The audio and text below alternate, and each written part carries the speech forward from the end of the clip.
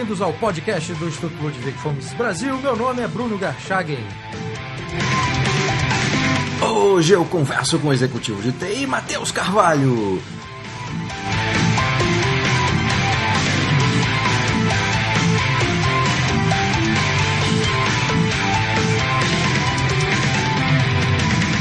Seja muito bem-vindo, Matheus. Muito obrigado, Bruno. É um grande prazer estar aqui para bater um papo contigo. Eu que agradeço você ter aceitado o meu convite, Matheus. E a razão dessa nossa conversa é um artigo acadêmico que você apresentou no primeiro Fórum Mackenzie de Liberdade Econômica, realizado no início do mês de novembro. E esse artigo seu é sobre um setor que a gente não trata muito, a gente não conhece muito, pelo menos aqui no âmbito do site do Instituto Mises Brasil, e eu confesso que eu fiquei muito surpreso ao ler o seu artigo, ao conhecer primeiro esse setor, né, e em segundo lugar, ao conhecer a dimensão da intervenção estatal nesse setor de seguros e resseguros no Brasil. Então eu queria começar essa conversa, né, aproveitando o meu desconhecimento e certamente o desconhecimento de uma parte dos nossos ouvintes. Eu queria começar essa conversa te perguntando o que é esse segmento de seguros e resseguros no Brasil?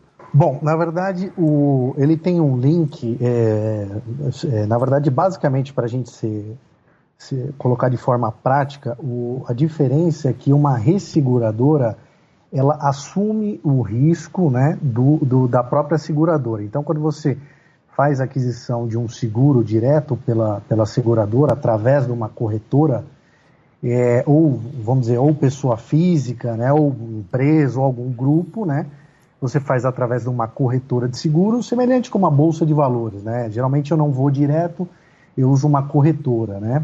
E aí a grande diferença é quando eu compro um risco, né, quando eu assumo uma apólice, eu estou comprando direto da seguradora. Aí, na verdade, eu fiz um link, Bruno, para colocar a grande intervenção que tem, e até hoje, né, apesar de quebrar do monopólio, especificamente no setor de resseguros, que é como eu falei inicialmente, a grande diferença de uma seguradora para a resseguradora é que a resseguradora ela entra para mitigar o risco da seguradora. Então você imagina o seguinte, você tem uma apólice de uma plataforma offshore de petróleo, de um estaleiro, uma apólice de um grande risco, então para que ela não assuma, um exemplo prático, né, vamos supor que seja uma apólice de R$100 mil, e ela vai cobrar um prêmio, ou seja, o quanto o segurado paga, né, a prestação é o que a gente chama de prêmio.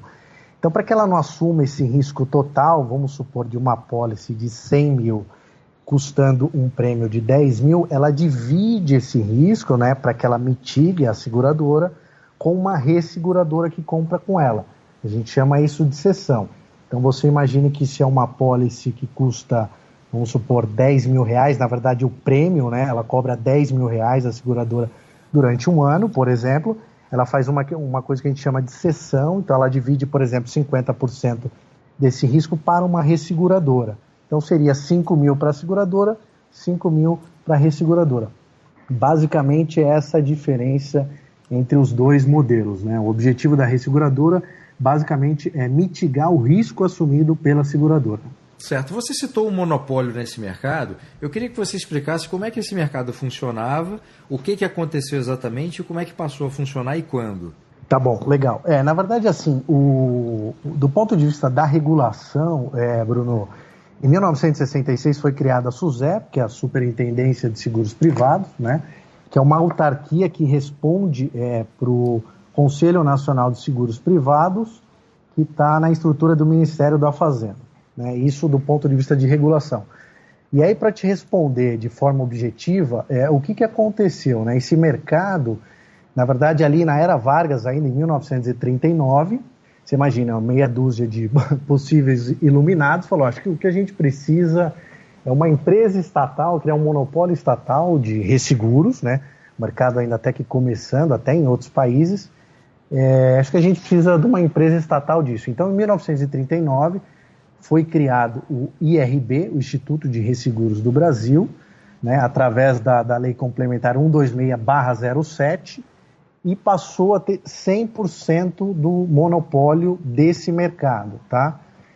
E aí, qual que é mais à frente, Bruno, tem uma outra data importante que foi, além de 66, que foi a criação da SUSEP, que aí só um parênteses, ela não é uma agência reguladora de acordo com a sua natureza jurídica, né? Mas ela está em vias de virar uma agência reguladora, eu vou falar um pouquinho mais à frente, mas aí só complementando. Em 2007 aconteceu algo muito importante, que foi a quebra do monopólio estatal, foi uma, entre aspas, né, uma privatização, como acontece aqui em terras tupiniquins, né? Aquela privatização, olha, você privatiza, mas ainda tem um capital do governo. Então, em 2007 foi privatizado o IRB, mas mesmo assim o governo tendo 20,5%.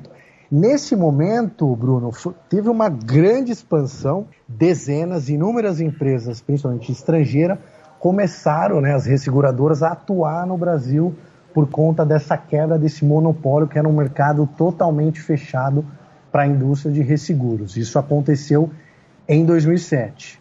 Né? E aí teve um pouquinho mais à frente, teve praticamente 3 anos de um boom muito bom, grandes inovações que surgiram, mas em 2010 a SUSEP notou que o mercado estava muito competitivo, aquela coisa de preços predatórios, esse tipo de coisa, e decidiu, né, colocar um decreto, e aí, olha, em vez de 100%, vamos colocar 40%. E de 2010 para cá a gente tem 40% do mercado de resseguros no Brasil fechado, né, através do IRB. Me diz uma coisa, por que era interessante para o governo, começando lá atrás com Vargas e depois com essa mudança mais recente, controlar no todo, no caso do Vargas, ou em parte, no caso de hoje em dia, esse mercado de resseguros? Bruno, na verdade é assim, a primeira pergunta que você fez com relação à intenção do Vargas, você imagina, em 39 a gente estava indo para, deixa eu lembrar aqui, quarta constituinte, né? Teve ali a de 34, né? Depois 37, né? Então, assim, eu não tenho, pelo que eu avaliei do contexto histórico e esse tipo de coisa da época e tal, eu não consegui achar a causa raiz de fato da criação desse monopólio. Na verdade, o que eu posso te falar é que a análise, se a gente for comparar com, não foi o objetivo deste artigo fazer uma relação com outros países, mas dando uma olhada que eu fiz isso, o que explica que foi um mercado que começou a ter bastante pujança e tal, várias empresas, um negócio muito forte e talvez no momento de aquela coisa da Constituição bastante estatista, olha, acho que faz sentido a gente criar isso, né? E na verdade, assim, por que houve essa quebra, né? Daí o próprio mercado, né, os clientes finais, usuários, esse tipo de coisa, as empresas que estavam desenvolvendo esse mercado, mesmo com ele, né, fechado em certa medida, mais para a indústria de resseguros, o pessoal foi, né, batendo mais forte, olha, precisamos disso, etc., esse tipo de coisa, e um pouco de, né, se é que pode chamar assim, de lobby do setor, né, para que a gente conseguisse, né, para que o setor conseguisse quebrar esse monopólio. Foi motivado, de fato, pela concorrência que notou-se de inovação nos outros mercados fora do Brasil. E depois, isso em 2007, né, quando há a quebra do monopólio, não é isso? Isso, perfeito, tá. 2007. E aí depois que se dá essa nova mudança que delimita aí, ou que garante ao governo 40% desse mercado. Por que se dá depois dessa mudança? Então, isso para impedir mesmo a exatamente, sim, perfeito. Isso aí foi exatamente para impedir. Isso veio direto da SUSEP, né? Como eu te falei, aquela coisa de que preço predatório, esse tipo de coisa. Ou seja, o que aconteceu na prática, de forma objetiva, Bruno, foi abrir o mercado em 2007, choveu ressegurador estrangeiro e internacional, aumentou a concorrência, diminuiu o preço, e o IRB, que tinha domínio total desse mercado, falou, a receita tá ficando muito complicado. E não passou-se mais de 3 anos. Em 2010, de fato, a SUSEP falou, olha, peraí, tem uma circular aqui, e aí soltaram outro decreto que fechou o mercado em 40%. E aí tem uma reserva de mercado para poder beneficiar a empresa do governo. Perfeito, exatamente. Hoje o governo tem 20,5% ainda no capital acionário do IRB. Você estava falando a respeito você mencionou a SUSEP, que você falou que ela não é uma agência reguladora, mas está em vias de ser transformada nisso, é isso mesmo?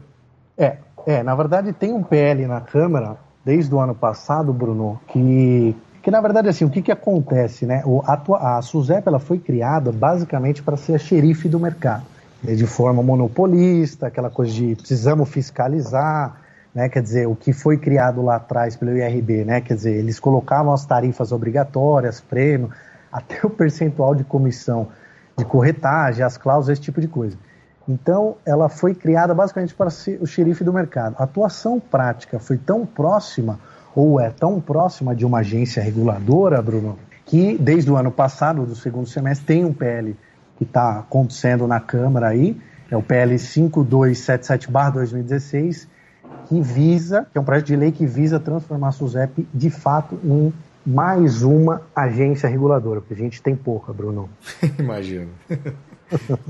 E qual será, do ponto de vista prático, a diferença da atuação da SUSEP hoje e passando a ser uma agência reguladora? O que isso vai mudar efetivamente? Efetivamente vai mudar, Bruno, que vão existir novas circulares, com certeza, para ser ainda mais criterioso, né, a entrada de novas seguradoras e resseguradoras em diversos tipos de produto, né? Quer dizer, o problema que eu coloco, que eu sintetizo no artigo, Bruno, é exatamente a regulação estatal monopolista, né? E que eu trago o desafio de que a gente tem que ter certificadoras privadas, né? Para conter isso daí. Então, na minha visão, isso vai prejudicar o desenvolvimento, a inovação do mercado, porque, como você bem sabe, a característica, né, o core de uma agência reguladora não é muito bem assim olhar para o cara que está na ponta, né? Agora me diz uma coisa, quais são as consequências da situação que nós temos hoje em termos de regulação e intervenção de estatal nesse mercado? Quais são as consequências negativas para a sociedade, enfim, para a gente ou para os empresários que precisam contratar esse serviço, e para a sociedade como um todo, que de alguma maneira é afetada por esse segmento? Na verdade, assim, numa primeira ótica, a gente pode colocar que de fato é a questão do intervencionismo, ou seja, eu vou colocar... porque o que acontece, Bruno? Eu tenho muita burocracia para lançar novos produtos no mercado, né? Então, o desenvolvimento desse mercado em comparação com outros países ainda é muito embrionário. A gente compara com países como a Alemanha, Estados Unidos, vários outros países da Europa. Então a consequência vai ser preços ainda mais engessados e você não vai ter inovação de produtos como fintechs, né, Finsurance, estão criando aí mundo afora. Tá, me explica exatamente o que é isso que você acabou de citar, porque eu não sei, certamente o ouvinte não saberá. Tá, legal. Na verdade, Insurance Tech é basicamente a fintech, ou seja, empresas de tecnologia que, na verdade, que têm o DNA de inovação, né, de startup, esse tipo de coisa, e que trazem inovação para esse mercado. Porque a característica, Bruno, isso é importante frisar, da indústria de seguros, de uma maneira geral, seguros e resseguros, é uma indústria bastante tradicionalista, conservadora, né? Assim, em termos de inovação, né? Em termos de inovação. Até a parte operacional hoje, até com o desenvolvimento de transformação digital, inovação em tecnologia, muitas seguradoras ainda fazem alguns processos manuais, utilizam um Excel onde ela poderia ter uma ferramenta de BI, ou seja, uma ferramenta de inteligência de negócio para tomada de decisão. Ela usa planilha, que às vezes você pode ter um erro ali de digitação, uma questão de compliance mais rigorosa, né? Então, esse é tradicionalmente um setor um pouco avesso a mudanças bruscas, né? Esse de maneira geral, é o core desse setor. E de onde vem essa característica, né? Porque, enfim, vários setores também que tinham essa coisa do tradicionalismo de forma muito intensa, em virtude até da próprio desenvolvimento tecnológico, acabaram sendo forçadas a investirem na inovação. Por que esse setor ainda continua com essa singularidade?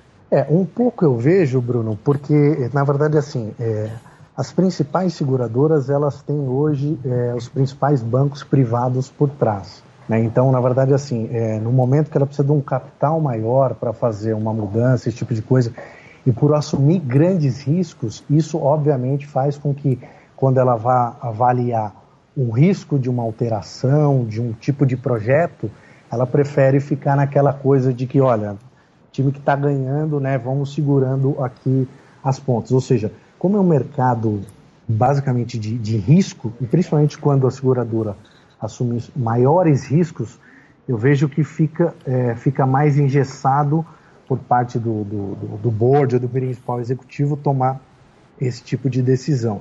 Mas isso eu vejo que é uma característica mais aqui do Brasil, América Latina. Lá fora, como eu te falei, não foi o objetivo core do artigo, né? Mas se você olhar lá fora, tem inovações que aqui a gente está longe ainda de chegar, como compra direta de seguro por um app, que eu já pego uma policy, olho várias seguradoras, esse tipo de coisa, e não dependa tanto, às vezes, até de um corretor. Então aqui é um mercado ainda que tem por trás, como eu te falei, muita questão de bancos. Se você pegar as 10 principais seguradoras, uma só é independente, tá? As outras têm um banco por trás, ou privado ou estatal, tá? E que também ela que consegue dar um suporte ali, né, via capital, esse tipo de coisa de investimento, e porque obviamente o cara tem um banco, né, um banco por trás, e tem o Banco Central com toda uma regulação estatal. Então fica um pouco engessado nesse sentido. Você mostrou, Matheus, no seu artigo, de que forma que essa intervenção se dá. Você colocou até uns gráficos ali, né? E essa intervenção limita e impede o desenvolvimento desse mercado, inclusive no âmbito tecnológico. E o que eu queria te perguntar é o seguinte: quais são as alternativas que hoje estariam à mão do mercado, e de que maneira que o mercado poderia reagir para impedir esse desdobramento do intervencionismo, que certamente será a transformação da SUSEP aí como agência reguladora? Perfeito, Bruno. Ótima pergunta. A gente está tendo um problema aí também que a SUSEP tá bastante em cima. Eles chamam de seguros piratas, né? Que são fechados por empresas que teoricamente não... associações, né, esse tipo de coisa, e eles entendem que é um seguro que de repente a empresa não possa arcar, né, com um eventual sinistro, principalmente se for um sinistro de um valor bastante significativo. O que eu vejo, e aí, Bruno, que eu apontei no arquivo no artigo como solução, é de fato a gente apostar na questão da tecnologia da informação, na transformação digital, em criação de novos produtos descentralizados, né? Que, como eu te falei aí rapidamente, a InsurTech, esse público está bastante envolvido com isso. Essa é uma forma que eu vejo, não sei se de fato seria a única, mas a mais próxima de desvincular a regulação estatal, porque como eu te falei, você veja, a partir do momento que o órgão diz que, e aqui não estou nem entrando no mérito que sim nem que não, mas que existem seguros piratas, e por que são piratas? Porque cobram um preço mais baixo, e a empresa, de repente, não tem uma estrutura, que vai entrar uma espécie daquela regulação que a gente tem do fiscal no estabelecimento. Olha, aqui você não tem tanto isso, tal, a mesa de bilhar não tem esse número, etc., esse tipo de coisa. Ou seja, ele está, de certa maneira, trazendo para ele a responsabilidade que, olha, pelo fato de ser um mercado que envolve investimento, preços altos, esse tipo de coisa, ressarcimento, eu vou precisar ainda ter a tutela do Estado, eu preciso do Estado, eu preciso do governo do momento para regular isso de alguma maneira. Então, a solução que eu vejo é apostar e continuar nessa transformação digital, e que com isso os principais players, né, ou quem tem, né, a voz ali ativa em associações, esse tipo de coisa, de forma livre, consiga levar isso como alternativa. Assim como a gente tem o Bitcoin, né? Quer dizer, a gente está vendo ali que na indústria, no setor financeiro, olha, o Bitcoin não é regulado, não dá para fazer e tal. Pô, será que o seguro, aspas, pirata, Será que não dá para ter um diálogo assim? De novo, não estou entrando no mérito e não estou nem defendendo e nem falando que não. Mas é entender o momento que a gente está, né? Século XXI, essa coisa toda, como é que isso se dá lá fora e como é que a gente consegue adaptar aqui. Porque o fato da SUSEP se tornar provavelmente mais uma agência reguladora, isso não vai ajudar a inovação no mercado. Muito pelo contrário. Matheus, muitíssimo obrigado pela entrevista. Muito obrigado, Bruno. Eu que te agradeço. Um grande abraço. Obrigado.